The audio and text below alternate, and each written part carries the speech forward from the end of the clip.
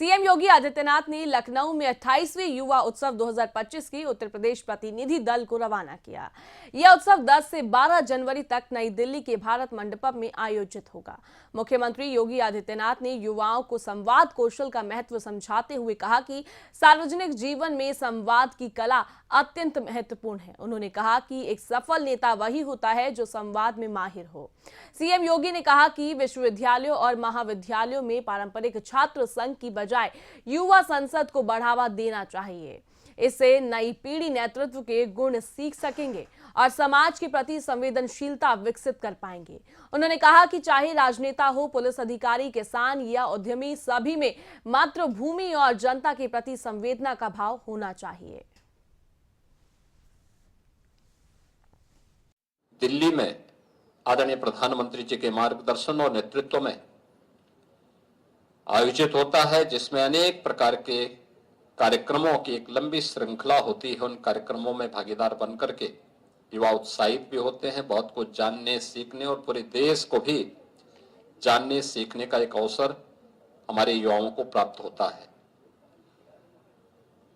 इस वर्ष आप सबके लिए इसलिए महत्वपूर्ण है कि प्रधानमंत्री जी का सानिध्य भी मिलेगा और साथ साथ प्रधानमंत्री जी के साथ हमारे युवाओं को एक इंटरेक्शन करने का भी एक अद्भुत क्षण आप सबको प्राप्त होगा।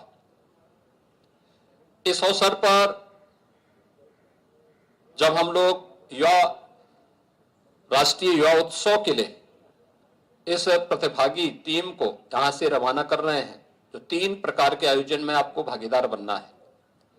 एक, प्रधानमंत्री मोदी जी ने देश के सामने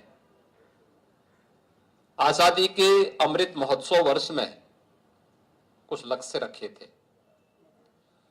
उनमें था विकसित भारत। एक विकसित भारत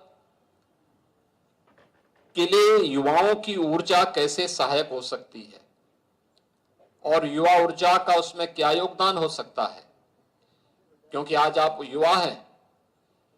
जब ये देश आने वाले 22-23 वर्षों में अपनी शताब्दी वर्ष मना रहा होगा, उस समय आप भी अपने जीवन के युवा अवस्था को पार करके आगे बढ़ चुके होंगे, जीवन के अलग अलग क्षेत्र में कार्य कर रहे होंगे।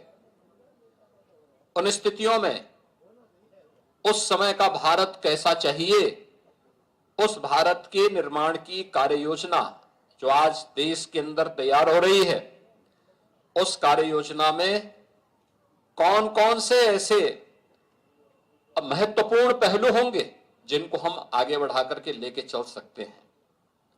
एक पक्ष विकसित भारत को लेकर के युवाओं की क्या भूमिका होने वाली है, दूसरा जीवन के प्रत्येक क्षेत्र में, जिस भी क्षेत्र में हम काम कर रहे हैं उसमें युवाओं की क्या भूमिका होगी। खासतौर पर एक युवा सार्वजनिक जीवन में आता है, उसके बाद संवाद की कला है कि नहीं है।